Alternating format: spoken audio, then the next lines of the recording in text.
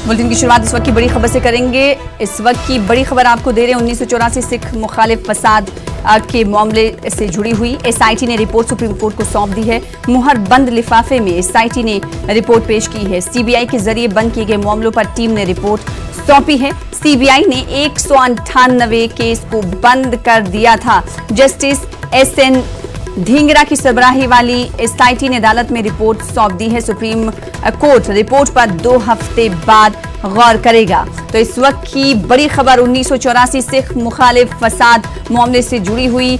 CBI ने 198 case को बंद कर दिया था। सीबीआई के जरिए बंद किए गए मामलों पर टीम ने रिपोर्ट पेश की है। एसआईटी ने यह रिपोर्ट सुप्रीम कोर्ट में पेश की है। मुहर बंद लिफाफे में एसआईटी की जानिब से ये रिपोर्ट सुप्रीम कोर्ट में पेश की गई है। सुप्रीम कोर्ट अब रिपोर्ट पर 2 हफ्ते के बाद गौर करेगा। देखने वाली बात होगी कि एसआईटी ने अपनी मुहरबंद लिफाफे में किन किन चीजों का जिक्र किया है और कौन कौन सी शख्सियात शक के दायरे में आ रही हैं। हमारे साथ हमारे नुमाइंदे अनिल जुड़ रहे हैं। अनिल, एसआईटी ने रिपोर्ट सुप्रीम कोर्ट में सौंप दी है।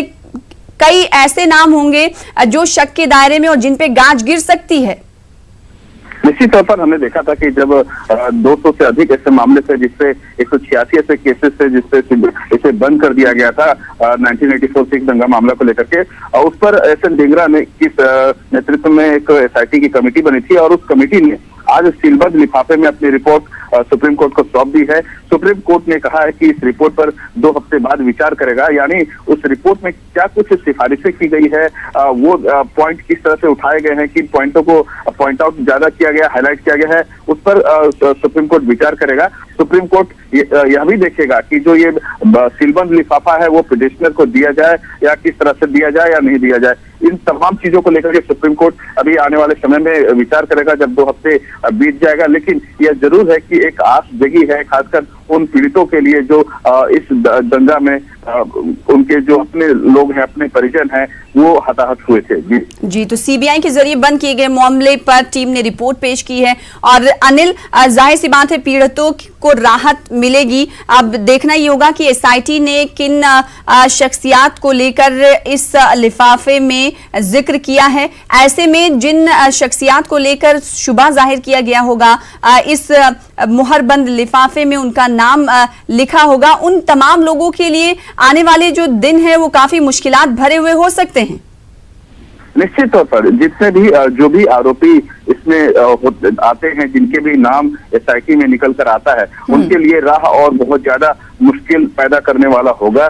चाहे वो किसी राजनीतिक पार्टी से संबंधित हो या फिर कोई अधिकारी, उन तमाम ऐसे लोग होंगे जो इस दंगे पीड़ित से सीधे सीधे संबंध रखते हो या अप्रत्यक्ष या प्रत्यक्ष रूप से रखते हो, उन सबके लिए मुश्किल पैदा करने वाला होगा। क्योंकि हमने देखा है कि यह जो 31 अक्टूबर 1984 को जब इंदिरा गांधी की हत्या हुई थी, उसके बाद से जब ये दंगा पूरे देश में फैला था, तब से कई ऐसे जो मामले देखने को मिले थे और करीब 294 ऐसे केस थे, में से 186 केस को बिना सबूत के आधार पर बंद कर दिया गया था। तो उसी जो एक पीड़ित थे उस तमाम दंगा केस को लेकर के, दंगा जो हुआ था, उन्हें एक अपने आस लेकर सुप्रीम कोर्ट पहुंचे थे और सुप्रीम कोर्ट में जिस तरह से एसआईटी गठन करने की बात कही थी और एसआईटी का गठन हुआ, तो ऐसे में एक आस जगी है उन पीड़ितों के लिए। उन्हें अब एक सूर्य का किरण दिख रहा है, उजाला का किरण है कि अब उन्हें न्याय मिल पाएगा। अब देखते हैं क्या अनिल, जो लोग हैं उसमें जगदीश टाइटलर भी शामिल हैं। इसके अलावा कौन ऐसी बड़ी शख्सियात हैं जो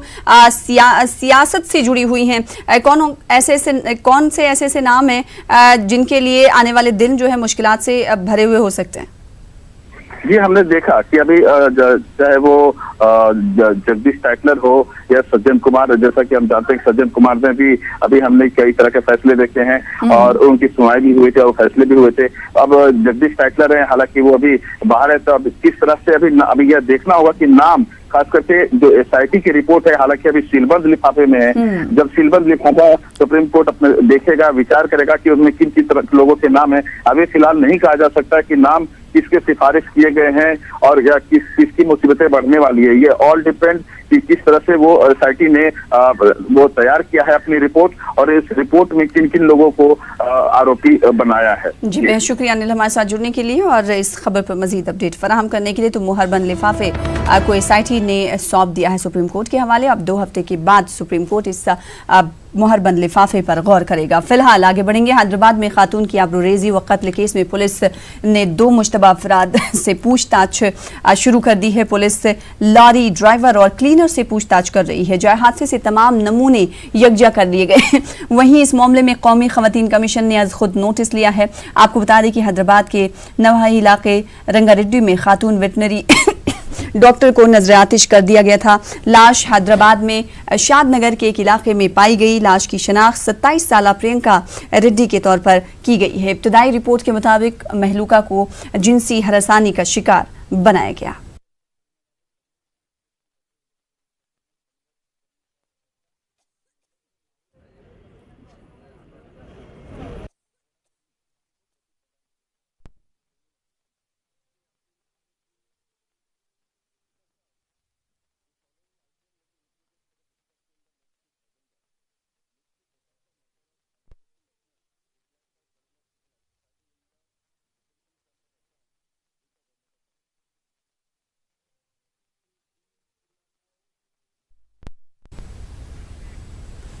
आंध्र प्रदेश में जिला अनंतपुर के एक स्कूल में बच्चों के साथ गैर इंसानी सलूक की तस्वीरें सामने आई हैं। मुसामपेट प्राइमरी स्कूल की एक तस्वीरें हैं आपको जो टीवी स्क्रीन पर आपसे कुछ ही देर में हम आपको दिखा रहे हैं। हेडमास्टर ने तीसरी और 5वीं क्लास के 2 कमसिन तलबा को रस्सी से बांध दिया। अनंतपुर जिला कलेक्टर को इस अफसोसनाक वाकये की जानकारी दी गई। कसूरवार हेडमास्टर के खिलाफ इदारा जाती जांच जारी कर चुका है और बच्चों के साथ नारवा सलूक पर उस हेड मिस्ट्रेस के खिलाफ फौजदारी मुकदमा भी दर्ज कर लिया गया है। बच्चों के लिए काम करने वाली तंजीम बलाला हक्कुला संगम इस मामले को लेकर national commission for the protection of child rights से रुजू हो गया है। हेडमास्टर श्री देवी के खिलाफ कौमी कमीशन ने भी जांच के अहकामात सादिर कर दिए हैं। कैमरे के सामने हेडमास्टर ने बच्चों पर मोहब्बत का खत लिखने का मुजाहिका खेज इल्जाम लगाया और कहा कि उनके वालिदैन ने इन्हें स्कूल में बांध दिया था।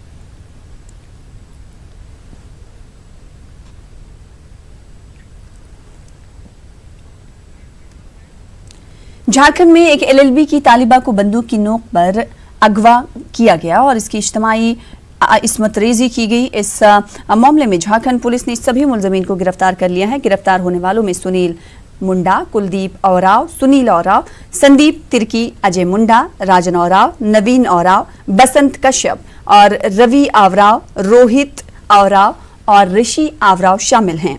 इन तमाम मुलजमीन के पास से एक कार, एक बाइक, पिस्तौल और मैगजीन बरामद किया गया है। खबर के मुताबिक तालिबा अपने साथी के साथ शहर के नवाही इलाके से गुजर रही थी।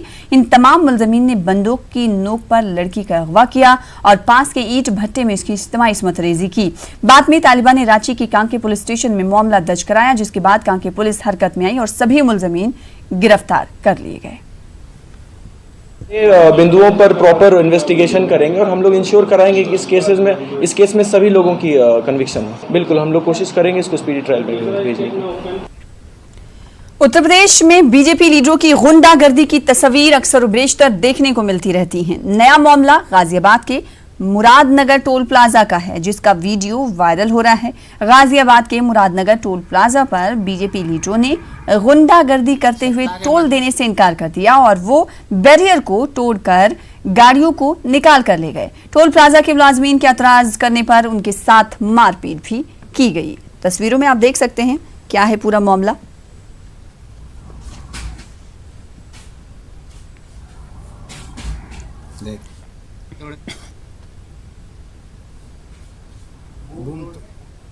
अभी कुछ समय पहले हमारे टोल प्लाजा पे ही ईस्टर्न पेरिफेरल पे कुछ कर्मचारी ड्यूटी कर रहे थे। उसी दौरान भारतीय जनता पार्टी के कुछ पदाधिकारी आए और अपने आप को पदाधिकारी बताते हुए भारतीय जनता पार्टी का कार्यकर्ता और पदाधिकारी बताते हुए उन्होंने टोल देने से मना कर दिया। तो कर्मचारियों को टोल मांगने पर उन्होंने उसके साथ बदतमीजी करी, उनके साथ धक्का मुक्की करके और बैरियर तोड़ के अपनी कई गाड़ियों को निकाल के ले गए। शिवसेना के सरबराह और महाविकास अघाड़ी के लीडर उद्धव ठाकरे आज महाराष्ट्र के सीएम के ओहदे की जिम्मेदारी संभालेंगे। कल शाम इन्होंने वजीर आला की हैसियत से हलफ लिया। इनके साथ कांग्रेस, एनसीपी और शिवसेना के लीडरों ने भी काबीनी वजीर के तौर पर ओहदे का हलफ लिया।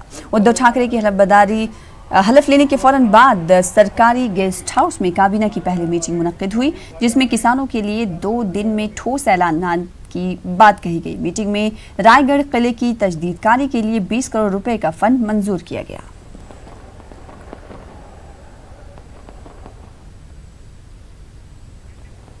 तो महाराष्ट्र में इख्तिदार बदल गया है। इख्तिदार के बदलते ही शिवसेना का तर्जुमान सामना अखबार के इदारे में भी लफ्जों के इंतखाब में तब्दीली आई है। आज इस सामना का इदारा महाराष्ट्र के अवाम से मुखातिब है।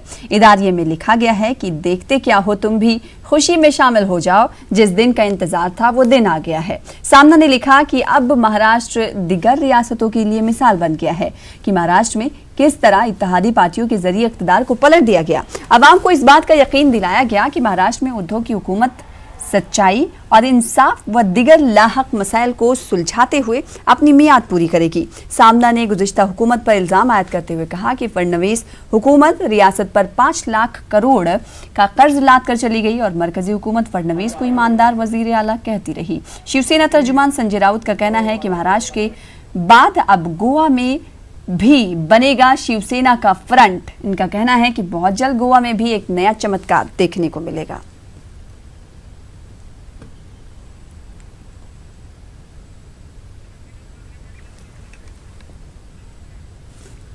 और आपको सीधे लिए चलते हैं इस वक्त पार्लियामेंट, जहां पर देखेंगे क्या कुछ कार्रवाई चल रही है। से प्रेरणा लेते हैं, सारे दुनिया की पीड़ित लोगों की और प्रेरणा स्रोत है और उन्हीं के हत्याकारी को जब पूजन किया जाते हैं, जब उन्हीं के हत्याकारी को यहाँ सराहना किया जाते हैं तो हम चुप नहीं बैठ सकते। साध्वी प्रज्ञा जी को मैं आग्रह करूंगा कि वो अपनी बात रखें। महोदय, 222 कोई भी सदस्य अध्यक्ष की अनुमति से कोई ऐसा प्रश्न उठा सकेगी जिसमें या तो किसी सदस्य के या सभा के या उसकी किसी समिति के विशेषाधिकार का भंग अंतर्ग्रस्त हो। मैं इसके अंतर्गत अपनी कोई बात कहना चाहती हूँ। महोदय, बीते घटनाक्रम में सबसे पहले मैं सदन में मेरे द्वारा की गई किसी भी टिप्पणी से यदि किसी भी प्रकार से किसी को कोई ठेस पहुंची हो तो उसके लिए मैं खेद प्रकट कर क्षमा चाहती हूँ। परंतु मैं यह भी कहना चाहती हूँ, परंतु सुनिए, आप डिबेट मत परंतु मैं यह भी कहना चाहती हूँ कि संसद में दिए मेरे बयानों को तोड़ मरोड़ कर गलत ढंग से पेश किया गया है। मेरे बयान का संदर्भ कुछ और था, जिसे गलत ढंग से इस रूप में प्रस्तुत कर दिया गया। जिस प्रकार से मेरे बयान को तोड़ा मरोड़ा गया है वो निंदनीय है। महात्मा गांधी द्वारा देश के प्रति सेवा कार्य का मैं श्रद्धा और सम्मान करती हूँ। मैं सदन को ध्यान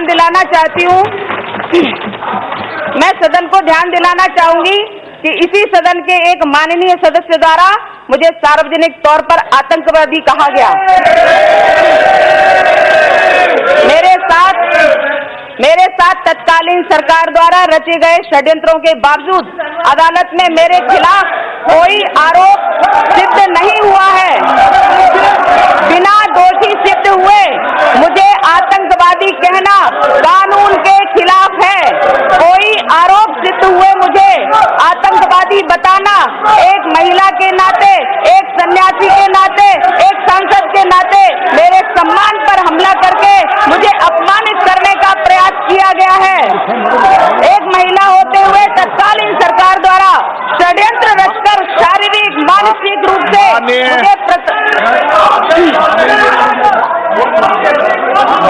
सदस्य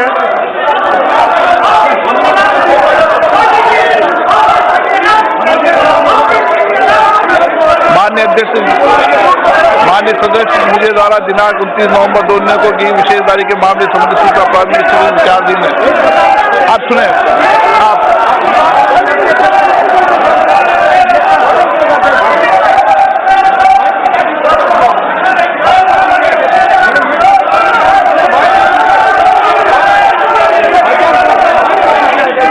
आप बोले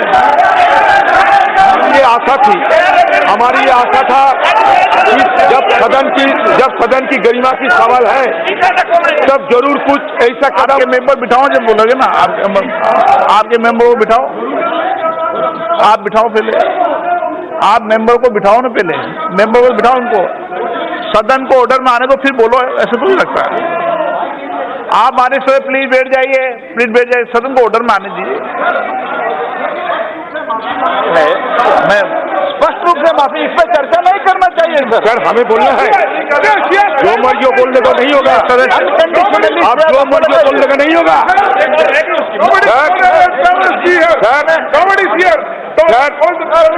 सर। उन्होंने माफी मांगी है, उनका एक minute, no, you have to listen to me, आप तो सुन लीजिए पहले।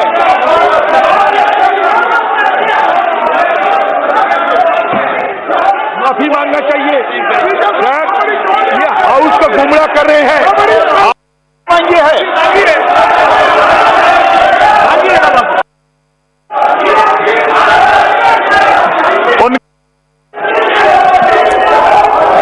अध्यक्ष जी, उनकी बात कुछ अधूरी रह गई है, उसमें वो माफी वाला विषय है, थोड़ा अलाउ कर दो पहले होनी चाहिए ना। अब जिन्हें कहा शुरू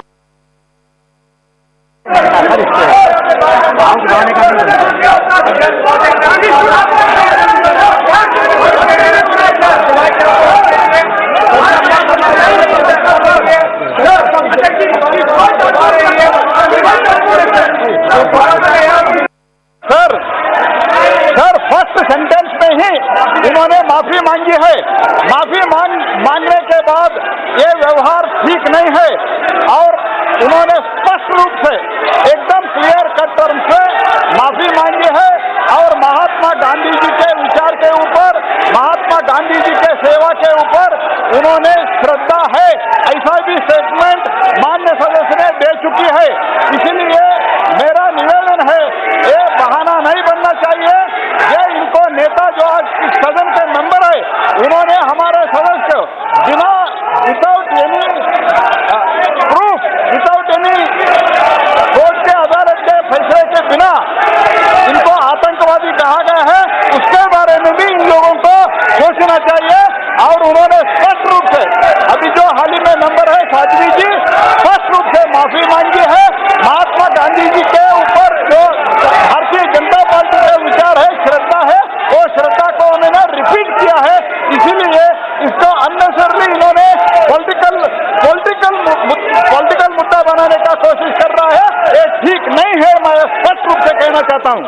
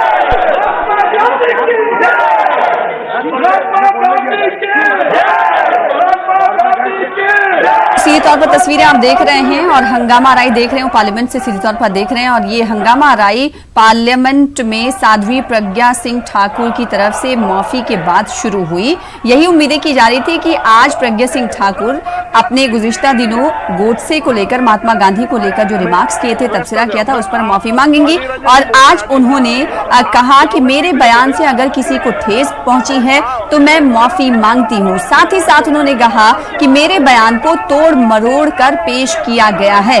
इतना कहने कहते ही अपोजिशन पार्टियों की तरफ से शोर शराबा शुरू कर दिया गया। उनकी तरफ से हंगामा राई लगातार जारी है और साथ ही साथ साध्वी प्रज्ञा सिंह ठाकुर ने माफी तो मांगी और साथ ही ये भी कहा कि मुझे उस वक्त की सरकार ने साजिश के तहत फंसाया था और मुझे परेशान किया गया, मेरे ऊपर अभी इल्जाम साबित नहीं हुआ है। तो अपोजिशन पार्टियों की तरफ से आखिर मुझे दहशतगर्द कैसे कह दिया गया, ये भी जवाब अपोजिशन पार्टियों से कहीं न कहीं साध्वी प्रज्ञा सिंह ठाकुर की जानिब से तलब किया गया। हमारे नुमाइंदे विनीत जुड़ रहे हैं। विनीत, साध्वी प्रज्ञा सिंह ठाकुर ने आखिरकार माफी तो मांग ली, लेकिन उन्होंने कहा कि मेरे बयान से अगर किसी को ठेस पहुंची है तो मैं माफी मांगती हूं। ये किसी को ठेस पहुंचने वाली बात नहीं, ये तो सभी को बुरा लगा था। जी निश्चित तौर पर यहाँ पर इसी बात को लेकर के जो विपक्षी पार्टियां हैं वो लगातार विरोध कर रही है और सदन में हंगामा कर रही है।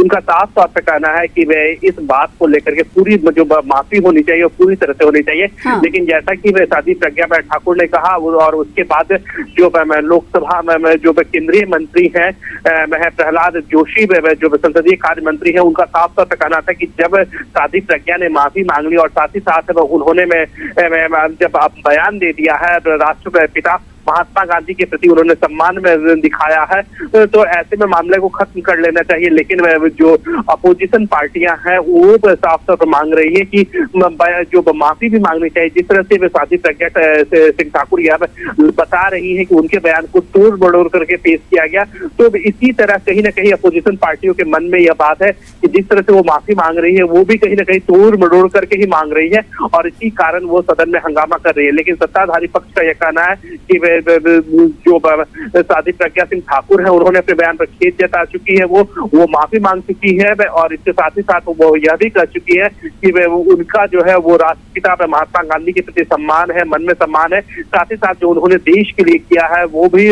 बहुत बड़ी बात है। तो ऐसे में मामला खत्म हो जाना चाहिए। लेकिन विपक्षी पार्टियों का साफ तौर पर कहना है कि जो तोड़ मड़ोड़ करके जो पेश किया गया है